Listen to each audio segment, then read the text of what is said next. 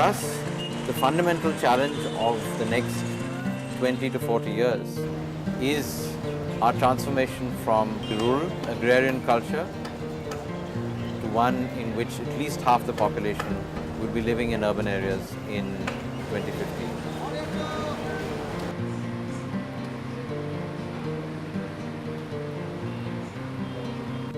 This is a phenomenal transition, something that we have no cultural, economic or social memory of, and it won't be easy. It won't be easy because we also have the largest concentration of poor people in the world, and urban poverty is deepening considerably. So when we talk about the urban transition over the next 20 or 30 years, it's embedded in half a dozen, at least, if not more, other transitions.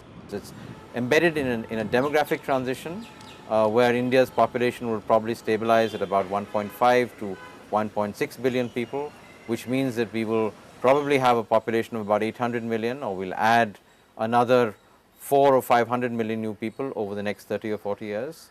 It will be embedded in a health transition. It will be embedded in an energy transition where we move hopefully away from fossil fuels into a greater use of renewables. It will also be embedded in a transition where we move from a culture in which a large number of people were not educated to one in which school education at least is universalized, and we have the largest population along with China and the United States of about 100 million people who've actually gone to universities.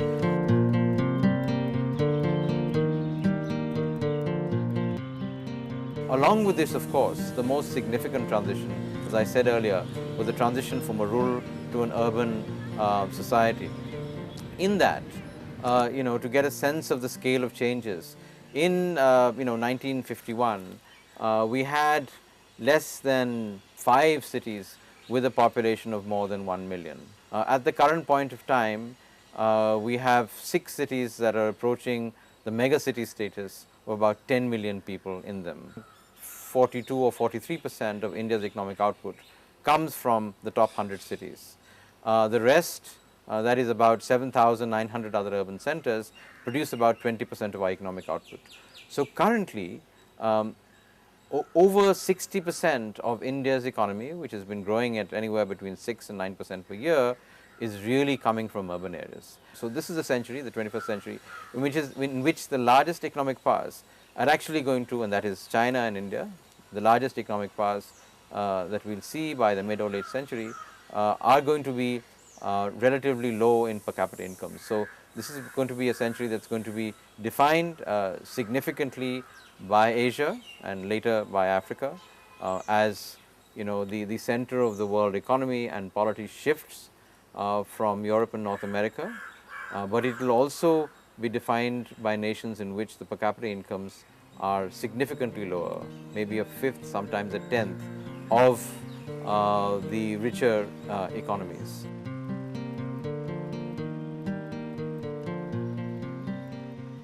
In India, of course, the most significant transformation that we will see is what we call the social transformation.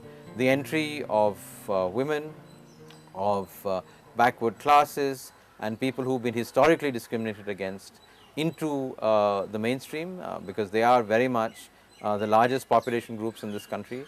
They've been historically discriminated against, and we hope that the cities and the institutions that we're building here provide them the opportunity to actually release the full potential of this region, and that is what will enable our economic growth to be both more equitous, inclusive, and enable everybody to participate in this process.